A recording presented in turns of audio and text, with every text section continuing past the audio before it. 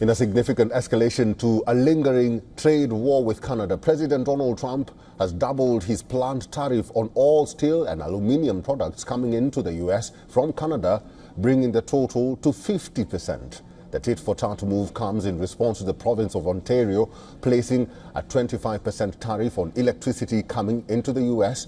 In a post on Truth Social, Trump says he has instructed his Commerce Secretary to add an additional 25% tariff on the products that will go into effect.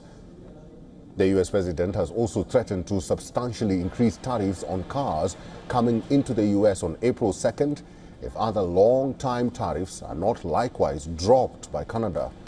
He also revived threats that the country will become U.S.'s 51st state. And for the latest, let's talk to our correspondent, Susan Teherani, who's joining us live from New York. Susan, good to see you.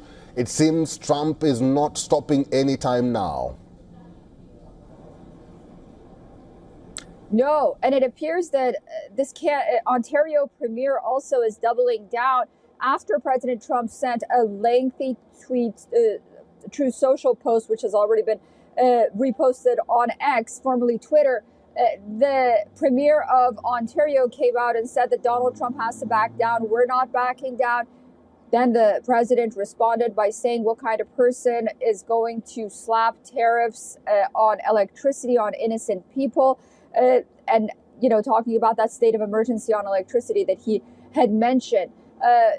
States like New York would be affected. He's also angry, President Trump, that America has been outsourcing this much of its electricity. So he mentioned that as well. So as we're speaking, just, since that very first Truth Social post and that first threat from Canada came out, we're seeing this back and forth from Ontario's Premier and President Donald Trump. The problem is, Canada is not going to win this sort of tit for tat just by cutting off electricity from New York. Let's just say, that's the worst case scenario, which won't happen. So ultimately, they have to come to the negotiating table. So does President Trump, because the markets are reacting so bad. But we just have to see how long this is going to take, basically, going back and forth with Canada. But it appears that, things are tense, at least on the forefront. And, whether or not the people of both countries are worried, we don't know that right now, just because there's so much uncertainty. And I think it's the uncertainty that's, troubling the markets and also Wall Street. But I think people are just watching it, this ping pong game.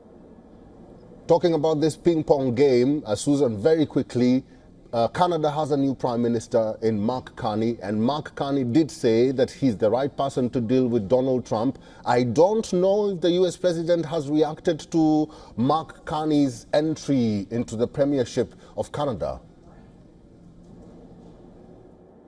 We haven't seen directly President Trump doing that, but once again, we did see in that lengthy Truth Social post that he said, all of the problems will go away if Canada becomes the 51st state of the United States. So at least he's not backing down from that position. Mark Carney is in the same party as Justin Trudeau was. So we'll see if these two get along. All right, Susan Teherani, it's good to see you. Thank you for talking to us today. For all the latest news, download the WION app and subscribe to our YouTube channel.